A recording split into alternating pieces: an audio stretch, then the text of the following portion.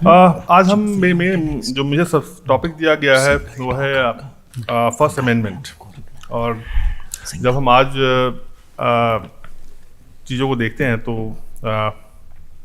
एक शब्द हमेशा सुनने में आता है कि संविधान खतरे में है। सब बात कर रहे हैं, यानी अक्रॉस द पॉलिटिकल स्पेक्ट्रम, कोई नहीं बचा है। सबको ये संविधान बहुत प्यारा लगता है। They all want to safeguard it, save it. जब आप ये सोचते हैं और जब आप देखते हैं कि आज पिछले 75 सालों में 78 सालों में ऑलरेडी हमारे पास 106 अमेंडमेंट हो चुके हैं एक्चुअली, सिंस 1950। और यदि आप देखें तो India must be one of the most country with most amended constitution in the world. So ये थोड़ा डिकॉटमी मुझे लगती है, जहाँ कि आपको बहुत प्यार है, एक नेता अपने पॉकेट में लेके घूमते रहते हैं संविधान को और हमेशा उसके बारे में बोलते हैं। तो ये थोड़ा सा डिकॉटमी लगता है कि आप इतना प्यार करते हैं और फिर आप इसको बदलते रहते हैं। तो और फर्स्ट अमेंडमेंट उसमें से बहुत ही एक इम्पॉर्टेंट स्टेप रहा है। यहाँ मैं इनफैक्ट शंकर गौतम जी से थोड़ा सा मैं डिफर करूँगा। उन्होंने कहा कि संविधान की धज्जियाँ इंदिरा ने पहले की थी। नहीं, संविधान की धज्जियाँ नेहरू जी ने पहले की थी। फर्स्ट मैंने इसलिए बोला इमरजेंसी लगाया था। जी नहीं, एक्चुअली नेहरू जी ने वो मार्ग प्रशस्त किया था। वो आप देखेंगे तो इंदिरा ने उनकी रास्ते को उन्होंने फॉलो किया जब उन्होंने इमरजेंसी लगाई। और राजीव गांधी, जो राहुल गांधी के पिता हैं, जो पॉलिटिशियन आज अपने पॉकेट में लेके घूमते रहते हैं, उन्होंने उसी चीज़ को 85 में फिर दोबारा किया। सो एक्चुअली संविधान, और मैं इस बारे में बोलूँगा कि मैं बड़े गंभीरता से बात को रख रहा हूँ क्योंकि जो संविधान जो बाबा साहब अम्बेडकर ने बनाई थी वो फर्स्ट अमेंडमेंट के बाद इतनी बदल दी गई कि और ये मेरे विचार नहीं है, ये बहुत बड़े लीगल हिस्टोरियन हैं प्रोफेसर उपेंद्र बख्शी जी। उन्होंने कहा कि फर्स्ट अमेंडमेंट के बाद ये वो कॉन्स्टिट्यूशन नहीं है जो बाबा साहब ने बनाया था, दिस इज सेकेंड कॉन्स्टिट्यूशन। और actually he goes step further and says this is Nehruvian constitution. So आप ये डिकॉटमी देख सकते हैं कि ये उन्हीं के परिवार के लोग हैं, राहुल गांधी के परिवार के, जिन्होंने फर्स्ट अमेंडमेंट लाया डिस्पाइट सो मच प्रोटेस्ट। बहुत सारे प्रोटेस्ट हुए और इनफैक्ट नेहरू 15-16 महीना तक भी नहीं बर्दाश्त कर पाए संविधान को, बाबा साहब के संविधान को, जिसको बनाने में 2 साल 11 महीना और 17 दिन लगे थे। और नेहरू खुद भी उसके पार्ट थे। He participated there, he was not sidelined और he was not somewhere travelling around the world like Rahul Gandhi. He was there in the constitution assembly, he participated there and still he could not tolerate this constitution for more than 15 months. And he was in such a hurry. In fact उस हमारे राष्ट्रपति उस समय के जो थे, उन्होंने उनको बोला भी, राजेंद्र प्रसाद जी ने, कि why you are such in hurry to change the constitution, wait. और उनका जो कहना था, मैं उनको कोट भी करूंगा यहाँ, उनका कहना था कि premature, he called it amendment, first amendment premature and uncalled for. और उन्होंने उस समय एक अटॉर्नी जनरल से सलाह भी मांगी कि क्या वो इसको अपोज कर सकते हैं। उनको बोला गया नहीं, आप मत करें, क्योंकि जो अटॉर्नी जनरल थे वो नेहरूवियन इकोसिस्टम के ही थे। उन्होंने मना किया और like a true democrat Rajendra Prasad ji ने उनकी बात मानी। राजेंद्र प्रसाद जी ने वहाँ ये भी बोला कि देखिए अभी जो हमारा आपको पॉपुलर मैंडेट नहीं मिला है, आपने अभी तक एक भी इलेक्शन नहीं लड़ा है। Without popular mandate you can't change the constitution, this is unconstitutional. उसके बाद दूसरी बात है कि कॉन्स्टिट्यूशन में ये लिखा था कोई भी आप कॉन्स्टिट्यूशनल अमेंडमेंट के लिए you need both houses of parliament. उस समय सिर्फ एक ही हाउस थी, लोकसभा, ऐसी बात थी भी नहीं। So he actually, Nehru was in such a hurry, he was so rattled by the constitution of Baba Saheb Ambedkar that he couldn't even wait for maybe 2.5 years, तब तक उनको मैंडेट मिल भी जाता, ही कुडंट वेट। और उसके बाद क्या हुआ कि उन्होंने एक रास्ता प्रशस्त किया आगे में अपने फ्यूचर जो उनके सक्सेसर गवर्नमेंट थे, चाहे इंदिरा गांधी हो चाहे राजीव गांधी हो, to play with the constitution, and that's why we see 106 constitutional amendments. और जब मैं ये बोलता हूँ कि constitutional amendment इतना क्यों हुआ, मैं उसके खिलाफ नहीं हूँ। Actually constitution is a living body. जैसे समाज बदलता है, कॉन्स्टिट्यूशन भी बदलना चाहिए। लेकिन कॉन्स्टिट्यूशन को बदलने की एक रीज़न होनी चाहिए। ये रीज़न नहीं हो सकता कि मैं सरकार नहीं चला पा रहा हूँ तो मैं बदल दूँ, जो कि नेहरू का था। Nehru wanted to impose socialistic policies in a hurry, so he took the shortcut. What Rajiv Gandhi did in 85 in Sahabano case, what Indira Gandhi did post Allahabad High Court judgment. So this is actually unconstitutional in many ways what Nehru did. दूसरी बात है, मैं थोड़ा सा भटक के इसमें जाऊंगा। नेहरू ने जब ये फर्स्ट अमेंडमेंट जो लाया, नेहरू की जो मेन रीजन थी, he wanted to bring in socialistic form of economy in the country. He called it mixed economy, but there is nothing called mix. So उनको था कि how state run करेगा सब चीज़, चाहे आपकी बिस्किट बनाए, चाहे आपके लिए वो चाय बनाए, चाहे कॉफ़ी बनाए, everything state will do. State आपका लॉ एंड ऑर्डर भी देगा, माई बाप सरकार बेसिकली बन जाएगा। Now this was basically, आप देखेंगे यदि ये एक मेरा मानना है कि जैसे एक इंसान की एक अपनी किस्मत होती है, राष्ट्र का भी एक अपना भाग्य होता है। उस समय समहाउ चीज़ें इस तरह से बन गई। आप यदि देखिए, यदि मान लिए, दो I don't believe in what if in history, लेकिन यदि पटेल रहते तो शायद फर्स्ट अमेंडमेंट उस समय नहीं आता। आप क्योंकि Patel was one of the few people, he was actually called the father of fundamental rights, but Sardar Patel को बोला जाता है। और सरदार पटेल के बारे में नानी पालकीवाला ने अपनी बुक में बहुत इंटरेस्टिंग वर्णन किया था। जब वो देश आज़ाद हुआ था तो कुछ बहुत नामी गिरामी सोशलिस्ट उनके पास पहुँचे ग्रुप में, और उस समय तो सोशलिज्म का ज़माना था। तो उन्होंने बोला कि सर, अब तो इक्वल डिस्ट्रीब्यूशन ऑफ वेल्थ यहाँ ला ही देना चाहिए, यहाँ रिवॉल्यूशन चाहिए, वी नीड, सारी पॉवर्टी हटानी है। बहुत देर तक सुनते रहे सरदार पटेल। उसके बाद बोले कि अच्छा ये बताइए, यदि हम देश में जितने पैसे यदि हम सबको बांट दें इक्वली तो कितने पैसे होंगे? तो दे कम टू सर्टेन नंबर कि चलो 100 रुपये सबको मिल जाएंगे। तो इस सेड कि मैं आपको 100 रुपये दे रहा हूँ, please take this and get out from here. तो this was the clarity of mind he has. Now आज हम जब बैठे हैं, जब हम डिस्कस कर रहे हैं, and this is why I से when I'm saying that I'm against the socialistic policy, that doesn't make me a pro-capitalist voice.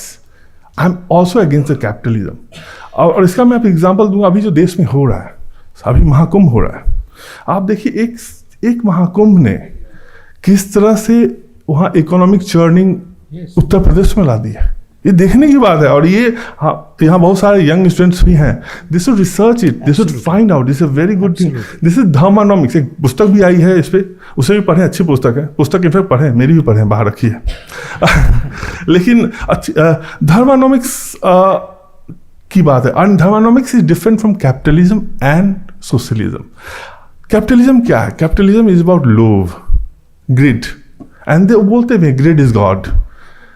हमारे इंडिक फिनोमेना में ग्रिड हैज नो प्लेस। हमारे यहाँ लाभ का जगह है, प्रॉफिट इज गुड। सोशलिज्म में प्रॉफिट इज बैड। अगेन मैं थोड़ा सा भटक रहा हूँ, लेकिन मैं इसको बोलूँगा क्योंकि सब चीज़ एक दूसरे से जुड़ा हुआ है। नेहरू चाचा जी कहीं भोजन कर रहे थे, तो जे.आर.डी. टाटा थे, आई थिंक, हाँ, उनके साथ लंच कर रहे थे। तो कोई बात हुई तो जे.आर.डी. टाटा ने उनको बोला कि no, we should open up economy a bit and all this things, after all we need some money, पैसे पहले आएंगे तब तो हम डिस्ट्रीब्यूट करेंगे। एंड नेहरू ने उनको बोला कि please don't talk about profit, it's a dirty word. और उस डर्टी वर्ड की वजह से हमें 50 साल लगे देश को खोलने में। 1991 में खुला, और उसके बाद भी लोग, I am huge admirer of P V. Narasimha Rao. उन्होंने जो किया, he is one of the best prime minister this country has and hasn't got his due yet. लेकिन हम तभी अपनी ट्रू पोटेंशियल को नहीं पहचाने थे, हम तभी हम कैपिटलिस्ट मोड को देख रहे थे। आज जब हम देख रहे हैं, चाहे अयोध्या में आप देखें, अयोध्या में 2024 का डेटा बोलता है कि वहाँ राम मंदिर को देखने के लिए ताजमहल से ज़्यादा लोग पहुँचे। आप सोचिए कि एक मंदिर ने कितने लोगों को वहाँ रोजगार दिया होगा। लाखों लोग को वहाँ, चाहे प्रसाद बेच रहे हैं, चाहे वो होटल इंडस्ट्री में जुड़े हों, चाहे प्रसाद की उसमें जुड़े हों, उनको वहाँ जॉब मिल रहा है। अभी महाकुंभ में आप देखिए, वो तो मतलब IPL एक डेटा बोल रहा है कि IPL जितना कमाता है उससे 10 टाइम्स ये कमा रहा है। Now this is huge, This is what was happening in the ancient times. आप चोला एम्पायर की स्टोरी पर हैं. नाउ अनफॉर्चुनेटली बहुत लोग यहाँ चोला एम्पायर के बारे में शायद नहीं जानते, क्योंकि हमारे जो एमिनेंट हिस्टोरियंस हैं, मैं अगेन अपनी बुक को प्रमोट कर रहा हूँ, मेरी बुक एमिनेंट हिस्टोरियंस हैं. सो एमिनेंट हिस्टोरियंस हैं, उन्होंने चोला को समहाउ रीजनल डायनेस्टी बना दिया है. Chola is one of the 4 most mainstream dynasties of the country. सबसे लंबी रही, just like Ahoms were, just like Karkotas were. Karkotas का नाम भी मुझे लगता है बहुत लोग नहीं जानते. I am sorry, I am trying to जज यू ऑल. करकोटा डायनेस्टी आप कश्मीर में थी, एंड अमेजिंग डायनेस्टी. लोग नहीं जानते उसके बारे में. They need to know about Ahoms. In fact जब मैं अपनी बुक के लिए रिसर्च कर रहा था, आई एम सॉरी सर मैं थोड़ा डिविएट कर रहा हूँ, बट जब मैं अपनी बुक के लिए रिसर्च कर रहा था तो मैंने पाया कि अहोम डायनेस्टी जो है, embraced Hinduism. Yes, no, they were Hindus, sir. Hindus also. They were always Hindus. They came from Thailand. Yeah. But they were Hindus. Thailand में भी तो हिंदू Thailand वाले तब हिंदू बन चुके थे. हमसे ज्यादा है जी. So yeah, I'm sorry, I lost my thing. Yeah, so मैं बोल रहा था कि जो अहोम थे, जब वो लड़ाई कर रहे थे औरंगजेब से, तो अहोम राजा थे, अपने कूच बहार के राजा से पूछते हैं कि अच्छा ये शिवाजी ने कैसे लड़ाई की थी औरंगजेब से. ना ये देखिए, देश की यूनिटी देखिए. एक अहोम राज्य जो कि नॉर्थ ईस्ट में है, जिसे हम मानते हैं कि ये तो पहाड़ी है भाई, वो वहाँ के राजा पूछे कि अच्छा ये शिवाजी ने कैसे औरंगजेब लड़ा, क्योंकि हमें भी लड़ना है औरंगजेब से भाई, we are fighting them out.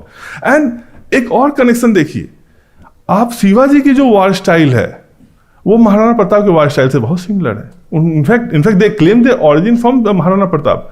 सो ये तीनों किस्सा से मिले, और somehow हम इस यूनिटी को कभी देख नहीं पाते हैं. And this what unity, this country may have 545 princely states when it got independence, but there was that underlying unity, and that's what Sardar Patel could get. Coming back to Constitution, I'm sorry I deviated quite a lot. First Amendment was the biggest disservice Nehru could have done to this country. उन्होंने एक रास्ता खोल दिया कि आप ये कर सकते हैं अपने फायदे के लिए, अपने पॉलिटिकल गेन्स के लिए. कॉन्स्टिट्यूशन जाए back, I don't use any cussword, पीछे जा सकता है, and do whatever you want to do for your political gain. And that was done throughout this throughout the century till the time where most of the Congress government were there. So ये रास्ता नेहरू ने खोला. और वही 1975 में हमने देखा, वही आपको राजीव गांधी ने किया. एंड ये बात हमें as a student, now I see lot of students here, we need to see that कहीं हम don't we need to look back at the Nehruvian era. Like आप किसी से बात करेंगे, हमारे जो मेन स्ट्रीम इंटेलेक्चुअल हैं, they still exhort us, they tell us that Ramachandra Guha and all, वो हमें बोलेंगे कि जो डेमोक्रेसी और लिबरलिज्म का जो गोल्डन एज था वो नेहरूवियन फेज था. Now we need to really question that and go and find out was it the case. अभी भी हमने चैलेंज नहीं किया. We need to challenge. एक इंडिविजुअल एफर्ट हो रहे हैं, लोग यूट्यूबर्स कर रहे हैं, लोग अपने इंडिविजुअल एफर्ट में बुक लिख रहे हैं, but I think there has to be concerted effort to find out was Nehru really a democrat which he made out to be. I believe he love the country. मैं personally मैं मानता हूँ कि he was not a traitor, he love this country. He had उनकी सोच इतनी गलत हो गई थी कि उन्हें समझ में आया कि क्या गलत है और क्या सही है. और आप देखें, जैसे फॉर इंस्टेंस नेहरूवियन काल में more than 3 dozens books were banned. Now book banning, अभी आप देखिए 2014 से लेके 2025 आ गए हैं. I don't know anybody will remember a single book being banned in last 11 years. And आप जब न्यूयॉर्क टाइम्स या वॉशिंगटन पोस्ट उठाएंगे तो आपको लिखा मिलेगा, this is Hindu majoritarian government, nationalist government. Now look at this is the dilemma. आप majoritarian बोलो और एक बुक बैन नहीं है. एक फिल्म मैंने 3 dozen books and films have banned by Nehru. In fact एक बहुत बड़े पोएट थे और लिरिसिस्ट थे, उनको सिर्फ इसीलिए जेल में डाला गया करीबन 2 साल के लिए, क्योंकि उन्होंने अपनी कविता में ये लिख दिया कि Nehru is behaving like Hitler. बस इसीलिए. आजकल तो पता नहीं लोगों को तो क्या क्या हो जाएगा, क्योंकि मोदी बारे में तो बहुत चीज़ कहा जाता है. Now this is what brings me to the last part of my speech. Do we need to also revise our views about our heroes? जो हमारे heroes हैं, जैसे नेहरू लिबरल हो गए, राजेंद्र प्रसाद कंजर्वेटिव हो गए, श्यामा प्रसाद हिंदू मेजोरिटेरियन हो गए. हाँ. Now first amendment is the best example to जज इट.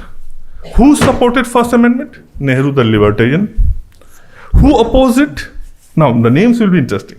राजेंद्र प्रसाद, जिनको हमारे एमिनेंट हिस्टोरियन इंटेलेक्चुअल्स बोलते हैं कि वो कंजर्वेटिव थे, हिंदू माइंडेड थे. वन फंडामेंटल राइट के सपोर्टर सबसे बड़े कौन थे?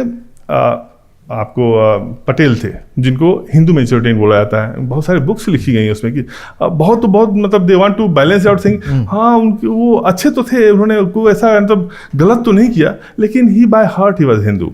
This was most liberal estimate of him goes.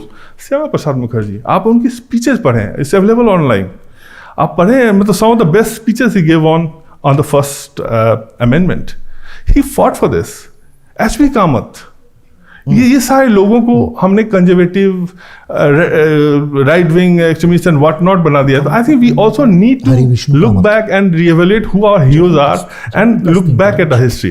And I'll sum up by saying that our historians have been writing. It has been rightly said that history is written by our victors. It is time that victims take that back and write their own history. Thank you.